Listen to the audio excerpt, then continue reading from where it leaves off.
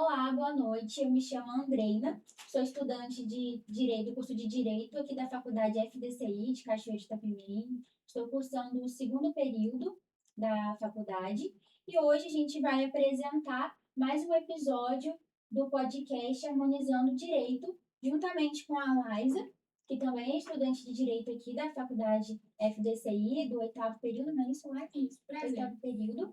E hoje estamos aqui com o doutor professor Carlos Sapavini, que vai falar, vai bater um papo com a gente, né, sobre o direito tributário, vai explicar de forma clara e objetiva para todos os cidadãos, porque o objetivo aqui do podcast é levar a democratização ao acesso das informações jurídicas.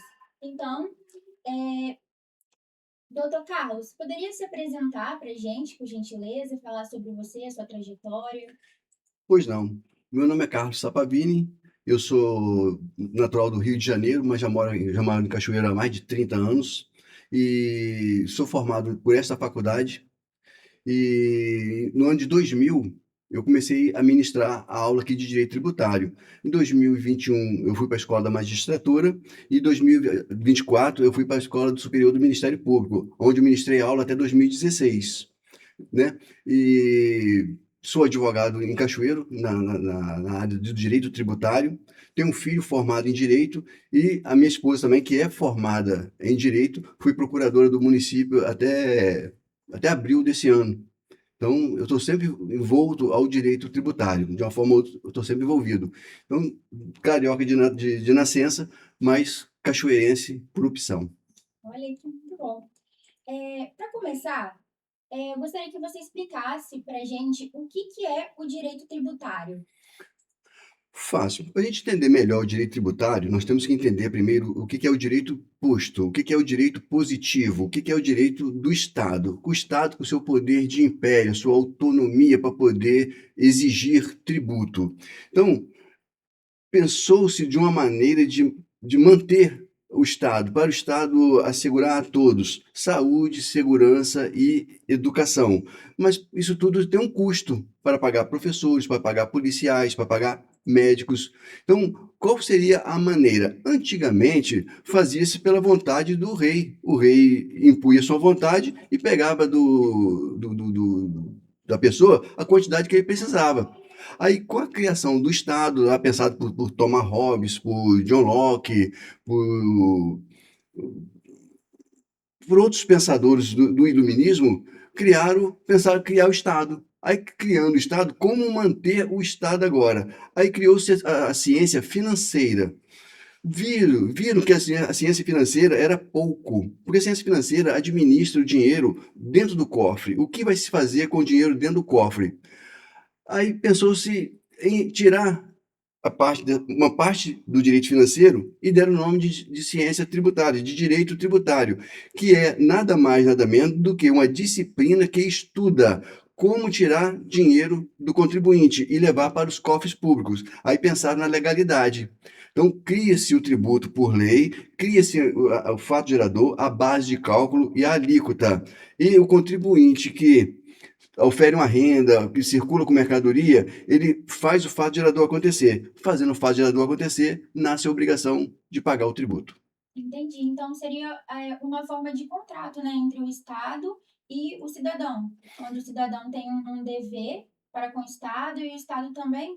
Seria dessa forma? Olha, nós não podemos falar de contrato social, nem do pacto social, né, que vem lá de Jean-Jacques Rousseau. Isso aí é a criação do Estado, é o pensamento do Estado. Nós já estamos falando já bem para cá, já no século XIX, XVIII, por aí assim, que é uma maneira de apanhar dinheiro da população que pode mais, para prestar serviço para quem pode menos. É aquela filosofia de Robin Hood, tira de quem tem mais para dar para quem tem menos. E isso é uma política social que, ao meu sentir, é necessária. Quem tem mais oportunidade, ajudar a quem tem menos, para a gente poder viver em sociedade. Porque se não acontecer dessa maneira, quem pode mais vai ficar sempre preso atrás de grade, sem poder botar a cara na rua, porque o descamisado, o proletariado, ele vai se defender de alguma maneira, porque a luta é sempre pela sobrevivência. Não existe dignidade com a barriga vazia. Então a pessoa pode ser digna o máximo que for, mas quando vê um filho, quando vê um companheiro passando fome, ele vai dar um jeito de se virar. Então, criou-se o pensamento tributário. Então, o direito tributário regula o comportamento de como o contribuinte vai levar dinheiro do seu bolso Sim, para os cofres públicos. entendi, perfeito. E existe uma diferença entre tributo e imposto? Sim, tributo é um gênero, imposto é uma espécie. Um gênero é um conjunto de partes, partes que formam um todo. Então, o tributo é um gênero, e esse gênero comporta cinco espécies. Então, a espécie imposto, a espécie taxa, a espécie contribuição de melhoria, a espécie contribuição social e a espécie empréstimo compulsório. Então, nós temos cinco espécies de tributo. Entendi. A próxima pergunta: por que somos obrigados a pagar esse tributo? É pela, é pela questão natural de sociedade. Criamos uma sociedade. O homem lá atrás, quando ele era nômade, ele percebeu que se ele vivesse em sociedade seria mais fácil a convivência. Ele aprendeu a domesticar o animal, ele aprendeu a cultivar. Aí ele começou a ficar no mesmo lugar. Aí vem, vem o absolutismo com os reis. Quando surge a figura do Estado, o Estado vai proporcionar alguns serviços essenciais: segurança, saúde e educação. Então, veja, chegou-se a uma conclusão, os nossos antepassados chegaram à conclusão que se todo mundo contribuir para manter o Estado, então todo mundo é obrigado a contribuir por causa dessa força de império que foi dado por nós mesmos ao Estado. Porque se o Estado tem força, quem deu essa força foi o cidadão ao votar na Constituinte de 1988. Então, nós, cidadãos, nós, eleitores, votamos, criou-se a Constituição e a Constituição deu esse poder, deu essa competência. Poder não, eu vou corrigir. Quem tem poder é a sociedade. Que deu essa competência para a Constituição criar o Estado, criar os três poderes da República e criar tributo e cobrar tributo, para que todos nós contribuamos para que todo mundo aproveite de maneira possível. Certo. E existe penalidades tributárias? Sim, a penalidade tributária ela é sempre definida em lei, diferentemente do direito administrativo, que pode surgir uma penalidade prevista em um decreto, que o decreto é a força, é a vontade unilateral de quem está no poder. A lei não, a lei é a vontade da sociedade. Então, toda penalidade tributária ela é voltada para multa, e toda multa tributária está estabelecida em lei. Não existe penalidade tributária que não esteja especificada em uma lei, inclusive lei penal. Existem os crimes contra a ordem tributária, que está definido na Lei 8.137. Se não pagar tributo por meio de sonegação tributária, é crime e pode levar à prisão. Entendi. E como que funciona? Geralmente, as pessoas leigas, né, no assunto, quando se fala de direito tributário, elas logo levam para aquele lado dos empresários.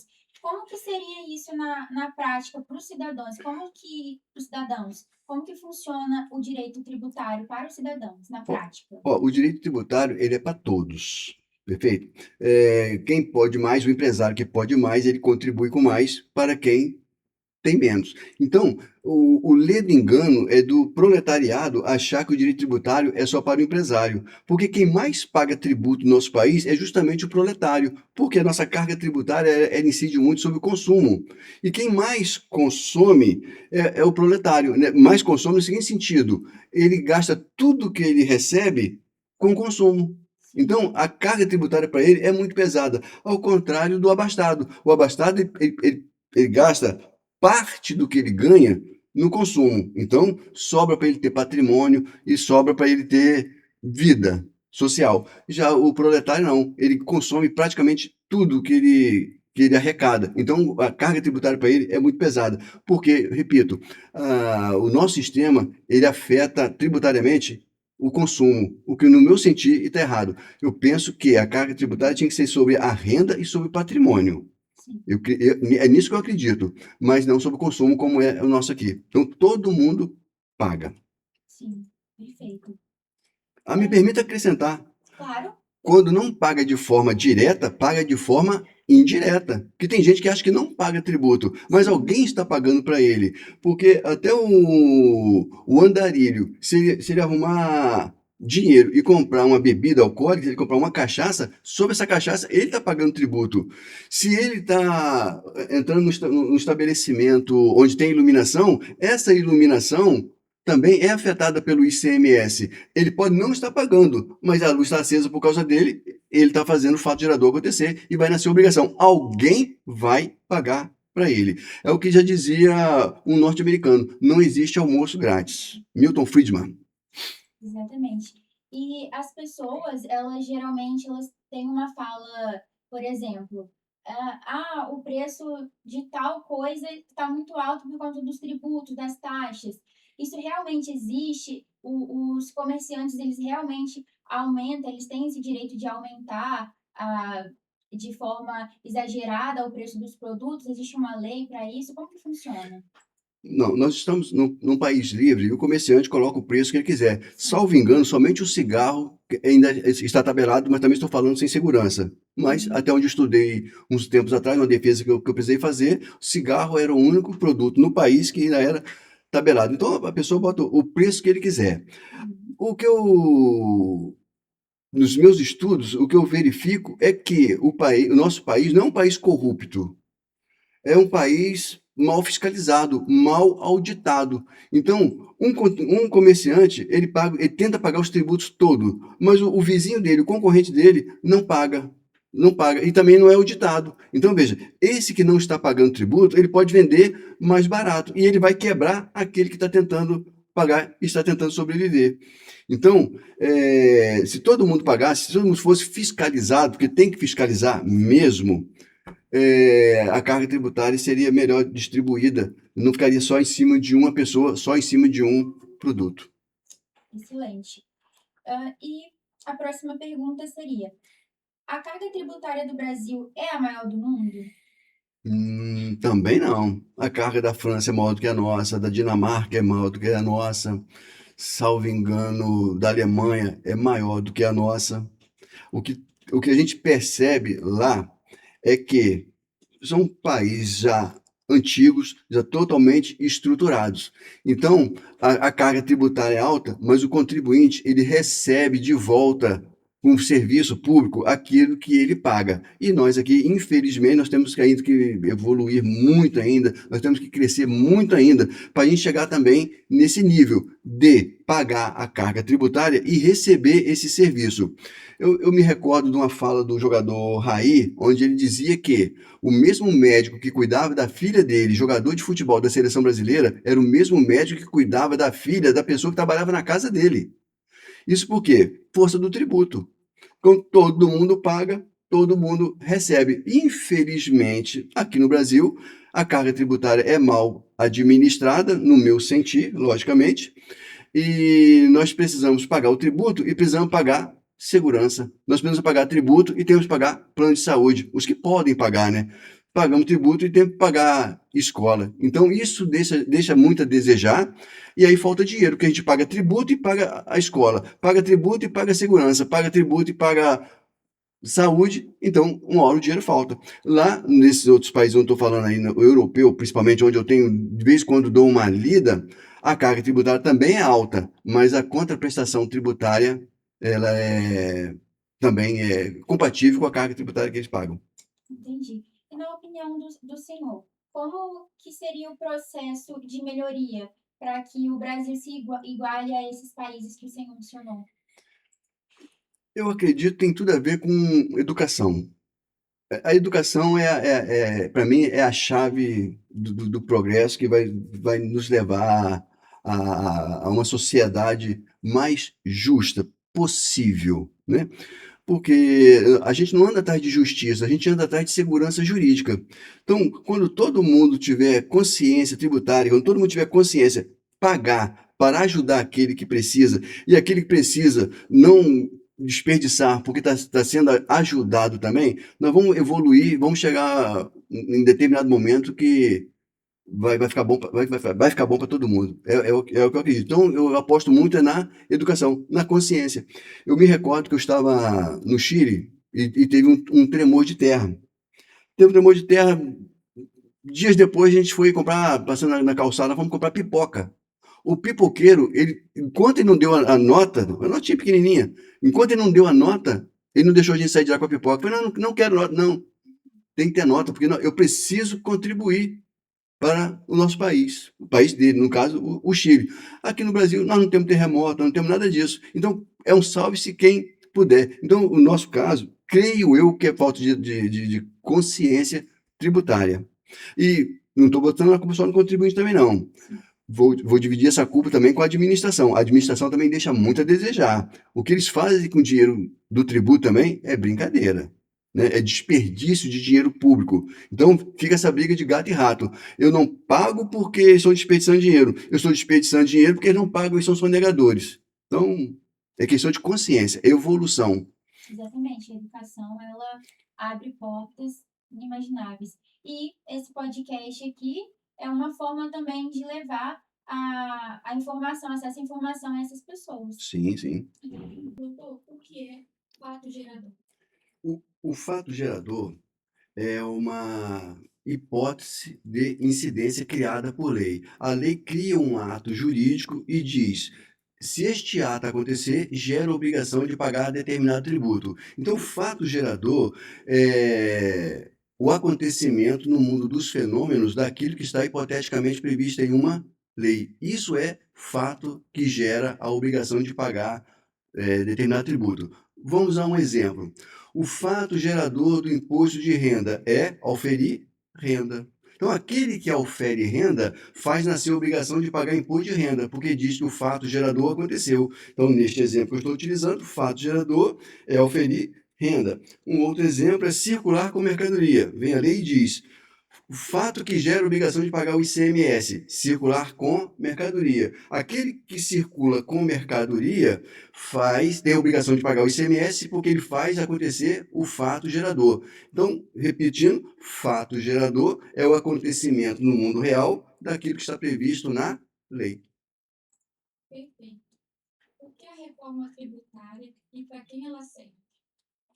A reforma tributária, que está prevista aí na emenda constitucional número 132 de 2025, ela vem sendo debatida desde 2009 e foi implementada agora em 2025, e ela veio de uma maneira para simplificar o sistema tributário nacional.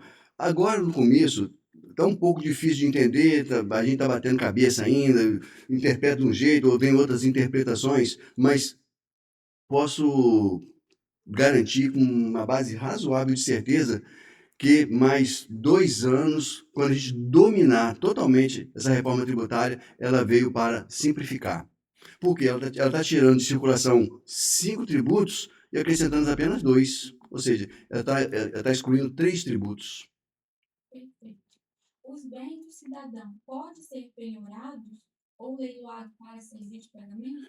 Sim, o contribuinte, aquele que faz o fato gerador acontecer, aquele que tem a obrigação tributária e não satisfaz a obrigação com o pagamento, ele pode sim, por meio do Poder Judiciário, ter o seu patrimônio penhorado e vai a leilão e alguém arremata para pagar o tributo. Mas tem uma ressalva: bens de família, por exemplo, a casa onde o contribuinte mora, ela é impenhorável. O Código de Processo Civil também elenca, salvo engano, artigo 833, bens que são impenhoráveis. Então, ressalvando os bens que são impenhoráveis, todos os demais bens são passíveis de penhora pelo Poder Judiciário.